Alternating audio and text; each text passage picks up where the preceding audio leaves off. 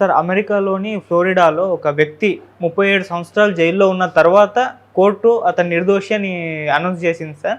So ఇటువంటి వాళ్ళు ఇతను ఒక్కడే ఉన్నాడా, ఇంకెవరైనా ఉన్నారా, ఇతనికి మించిన ఇంకెక్కువ సంవత్సరాలు జైలు శిక్ష అనుభవించి నేరస్తులు కాకుండా ఉన్నవారు ఎవరైనా ఉన్నారా?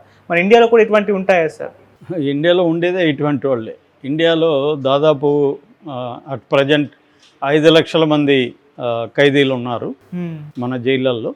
5 లక్షల మందిలో 70% అంటే అటు ఇటుగా 70% అండర్ ట్రయలర్స్ అంటే వాళ్ళకి శిక్ష పడని వాళ్ళు, కన్విక్టెడ్ ప్రిజనర్స్ అంటే శిక్ష పడిన వాళ్ళు.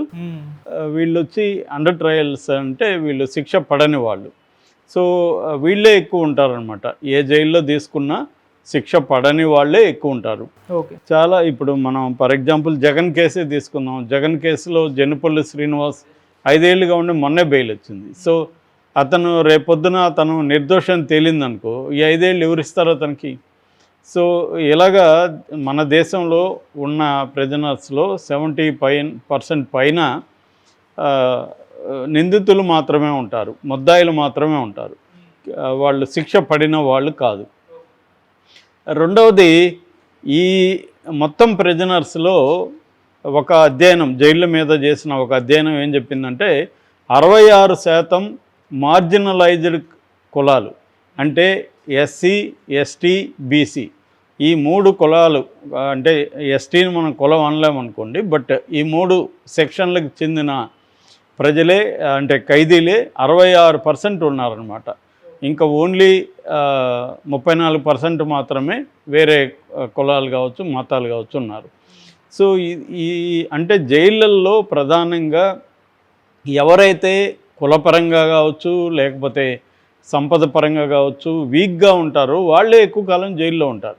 మనం చూసాం కదా, చంద్రబాబు కేసులు కావచ్చు, అంతకుముందు జగన్ కేసులు కావచ్చు, అవినాష్ రెడ్డి కేసులు కావచ్చు, వీళ్ళ కేసులంతా పెద్ద పెద్ద లాయర్లు దిగిపోతారు, వాళ్ళ తరపున కొట్లాడతారు, అన్ని రకాల మార్గాల్ని వాళ్ళు జైలుకి వెళ్లకుండా చూసుకోవడానికి, జైల్లో ఉన్నా కూడా త్వరగా బయటికి రావడానికి అన్ని రకాల మార్గాల్ని వాళ్ళు ఉపయోగించుకుంటారు. మామూలు పేదలైతే వాళ్ళకి లాయర్లను పెట్టుకోలేరు. ఇప్పుడు ఫర్ ఎగ్జాంపుల్ ఇక్కడ మన చెర్లపల్లి జైల్లో లేకపోతే చెంచలగూడ జైల్లో ఉన్న ఖైదీలకి ఏంటంటే, పేదలుగా ఉన్న వాళ్ళకి గవర్నమెంటే ఫ్రీగా అడ్వకేట్లను ప్రొవైడ్ చేస్తుంది. ఆ అడ్వకేట్లకి గవర్నమెంటే డబ్బులు ఇస్తుంది, రెమ్యునరేషన్ ఇస్తుంది. సో వీళ్ళు ఏం చేస్తారంటే ఆ ఖైదీల కేసుల్ని వీళ్ళు పట్టించుకోరు, సైన్ చేసి డబ్బులు తీసుకుంటారు కానీ పట్టించుకోరు. వీళ్ళకి జవాబుదారీ ధనం ఉండదు. వీళ్ళని ఎవడు కూడా అడిగేవాళ్ళు కూడా లేదు, ఎందుకు నువ్వు పట్టించుకోలేదు ఈ కేసు నన్ను అడిగేవాళ్ళు కూడా లేదు. దానివల్ల ఏమవుతుందంటే ఆ ఖైదీలు కేసులు వాయిదాలు పడతానే ఉంటాయి, వాళ్ళు అక్కడే జైల్లో ఉంటారు. నేను జైల్లో ఉండేటప్పుడు అప్పట్లో ప్రొహిబిషన్ ఉండేది, సారా బ్యాన్ ఉండేది. తెలియకుండా అక్కడ అది కర్ణాటక బార్డర్ అనమాట. నేను పలమనేరు జైలు, చిత్తూరు జైల్లో ఉన్నా. కర్ణాటక బార్డర్లో తెలియకుండా వాళ్ళు ఇట్లా బస్సు ఎక్కే వాళ్ళు ఉంటారు, అక్కడ నుంచి కర్ణాటక నుంచి వచ్చేవాళ్ళు. వాళ్ళకి ఇక్కడ బ్యాన్ అని తెలియదు, తాగి ఒక బాటిల్ లోపల పెట్టుకొని వయా చెన్నైకి ఇలాగ వెళ్తుంటారు. అక్కడ వాళ్ళని చెక్ పోస్ట్లో పట్టుకున్నప్పుడు అక్కడే ఒక అడ్వకేట్ కూడా ఉంటాడు, వాడు ఈ కార్డులు ఇచ్చి ఉంటాడు వాళ్ళకి, ఆ చెక్ పోస్ట్ వాళ్ళకి.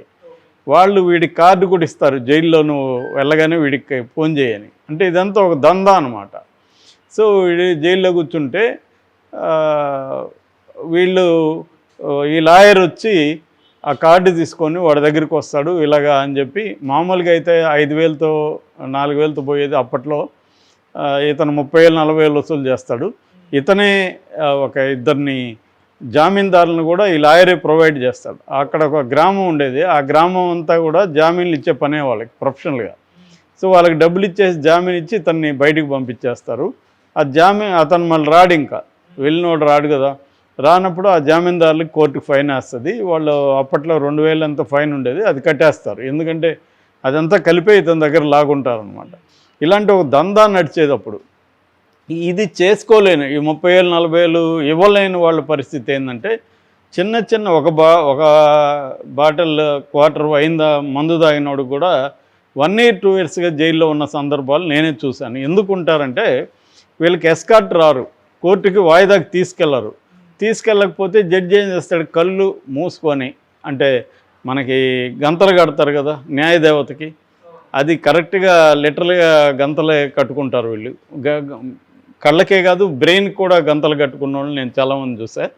సో వాళ్ళు ఏం చేస్తారు, ఎందుకు వీడు ఇతను రాలేదు, ఇతను చేసిన నేరం ఏంటి, ఇవన్నీ చూడరు. ఓకే రాలేదా వాయిదా వేయి అంతే. అది ఇంక వాయిదాలు పడతానే ఉంటుంది, అతను జైల్లోనే మగ్గిపోతుంటాడు. అలాగే నేనే వందల మంది తరపున జడ్జిలకి లెటర్లు రాశాను, వీళ్ళకి ఇట్లా రావట్లేదు, కనీసం మీరు కరుణించి ఇతన్ని వదిలిపెట్టండి అంటే కొంతమంది జడ్జీలు అలా వదిలిపెట్టిన వాళ్ళు కూడా ఉన్నారు. సో అంత పెద్ద ఎత్తున కిక్కిరిసిపోయింది అనమాట జైలు అప్పుడు వీళ్ళతో కూడా. ఇలాగ పేదవాళ్ళే ఎక్కువ జైళ్ళల్లో ఉంటారు. వీళ్ళు నేరం చేయకపోయినా చేసినా వాళ్ళకి శిక్ష పడకుండా ఎక్కువ మంది జైల్లో ఉండేవాళ్ళు ఉంటారు. నేరం చేయకుండా కూడా జైళ్ళకు వచ్చే వాళ్ళ సంఖ్య మన దేశంలో కూడా విపరీతంగా ఉంది. ఎందుకంటే ఏదో ఒక కేసు పెట్టి ఇరికిచ్చేస్తారు పోలీసులు. సో ఇది బాగా జరుగుతుంది. ఇప్పుడు అమెరికాలో ఫ్లోరిడాలో ఒక సంఘటన ప్రపంచవ్యాప్తంగా వైరల్ అయింది.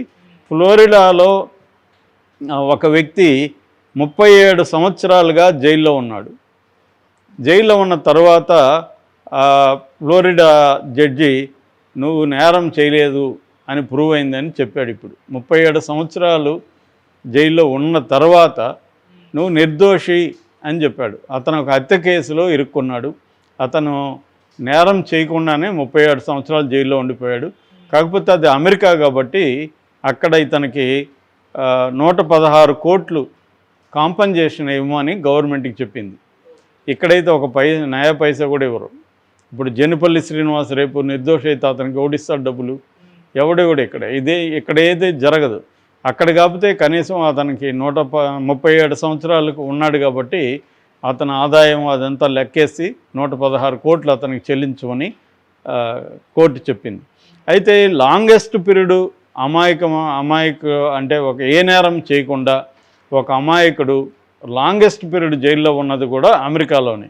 ఒక్లహామా కంట్రీ డిస్ట్రిక్ట్ జడ్జి 48 సంవత్సరాల 18 రోజులు ఉన్నాడు గ్లిన్ సిమ్మన్స్ అని. ఆయన 70 ఏళ్ళు జైల్లోనే అయిపోయింది. అంటే 48 సంవత్సరాలు జైల్లో ఉండిపోయాడు ఆయన. ఆ తర్వాత ఆయన నేరం చేయలేదని ప్రూవ్ చేశారు. సో ఇది లాంగెస్ట్ పీరియడ్ ఇప్పటి వరకు మనకు తెలిసి. 48 సంవత్సరాలు జైల్లో నిర్దోషిగా ఉండి ఏ నేరం చేయకుండా జైల్లో 48 సంవత్సరాలు ఉన్న వ్యక్తి ఇప్పటికి ప్రపంచంలో గ్లిన్ సిమ్మన్స్ అన్నమాట. ఈయన ఉన్నాడు. ఈయనకి country district jail ఒక్లహామా jail district judge నేరం చేయలేదని చెప్పాడు. ఎప్పుడు 48 ఏళ్ళ 18 రోజులు జైల్లో ఉన్న తర్వాత. ఓకే, ఇక్కడైతే ఈ రకమైన న్యాయం కూడా జరగదు. అంటే అమెరికాలో ఏంటంటే శిక్షలు చాలా ఇల్లాజికల్గా కూడా ఉంటాయి. అంటే 100 ఏళ్ళు 200 ఏళ్ళు వేసిన సందర్భాలు కూడా ఉంటాయి. అంటే మల్టిపుల్ కేసులు ఉంటాయి అనుకో, అవన్నీ కలిపేస్తారు. ఇక్కడ కూడా అలాంటివి కూడా ఆ మధ్య వరకు ఇక్కడ 120 ఏళ్ళు వేశారు ఇండియాలో కూడా. ఎందుకంటే అతని మీద మల్టిపుల్ కేసులు ఉన్నాయి, అన్నీ కలిపితే 120 ఏళ్ళు వచ్చింది. అతను బతికేది అతనికి ఆల్రెడీ 40-50 ఉన్నాయి. సో అతను ఎన్ని రోజులు బతుకుతాడు. కానీ అలా వాళ్ళు ఏంటంటే ప్రొసీజర్ ప్రకారం వేసేస్తుంటారు. సో అలాగా అమెరికాలో కూడా ఇటువంటివి ఎక్కువ ఉంటాయి. అమెరికాలో కూడా ఇక్కడ ఎట్లాగైతే దళితులు ఎక్కువ ఉంటారో అక్కడ బ్లాక్స్ ఎక్కువ జైళ్ళల్లో ఉంటారు అమెరికన్ జైల్స్లో. సో ప్రపంచవ్యాప్తంగా కూడా ఇలాగా అమాయకులు జైల్లో ఉండడం అనేది జరుగుతుంది. దీనికి ప్రధాన కారణం అంటే పోలీసు వ్యవస్థ వాళ్ళ అమాయకుల్ని ఒక్కోసారి ఇరికిచ్చి కేసులు పెట్టించేయడం. ఇక్కడ అది బాగా జరుగుతుంది. నిన్న కూడా ఇక్కడ హైకోర్టు పోలీసులకు సంబంధించి చాలా సీరియస్ వార్నింగ్ ఇచ్చింది. అంటే పోలీస్ స్టేషన్కి ఒక మహిళ వెళ్తే ఫిర్యాదు తీసుకోకుండా ఆమెను గంటల పాటు నిలబెట్టి అవమానించి పంపించారని ఆమె కోర్టుకు వెళ్ళింది.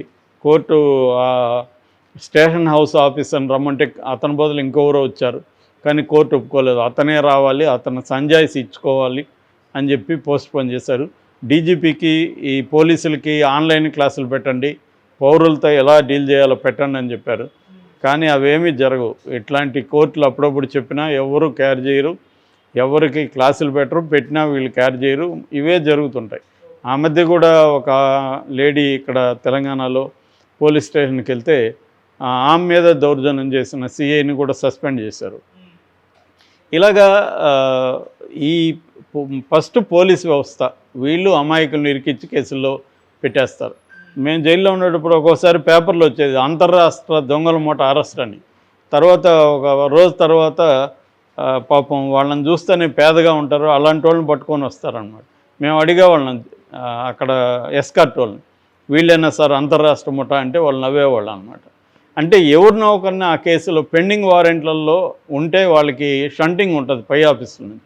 ఆ టైంలో వీళ్ళు ఏం చేస్తారంటే అక్కడ పేద ప్రజలు ఎవరైనా దొరుకుతారు కదా, చిన్న చిన్న నేరాలు చేసి రెగ్యులర్గా పోలీస్ స్టేషన్కి వస్తుండే వాళ్ళు ఉంటారు, వాళ్ళని ఈ పెద్ద కేసుల్లో ఇరికిచ్చేస్తారు, ఇరికిచ్చి తెచ్చి పడేస్తారు. సో వాళ్ళని ఒప్పించేదానికి కూడా విపరీతం కొడతారు. నేను చాలామంది ఖైదీలను చూసాను, గుండు సూదులు గుచ్చుంటారు వాళ్ళకి. క్రైమ్ పోలీస్ స్టేషన్ నుంచి వస్తారు జైలుకి, వచ్చినప్పుడు వాళ్ళ చేతులంతా ఇలాగ అయిపోయి ఉంటాయి అన్నమాట. ఏ జడ్జి వాటిని ఏమీ పట్టించుకోరు. సో ఇలాగా పూర్ పీపుల్కి, పూర్ కులాలు, పేద కులాలు, పేద వర్గాల ప్రజలు జైళ్ళల్లో అమాయకులే ఎక్కువ మంది ఉంటారు.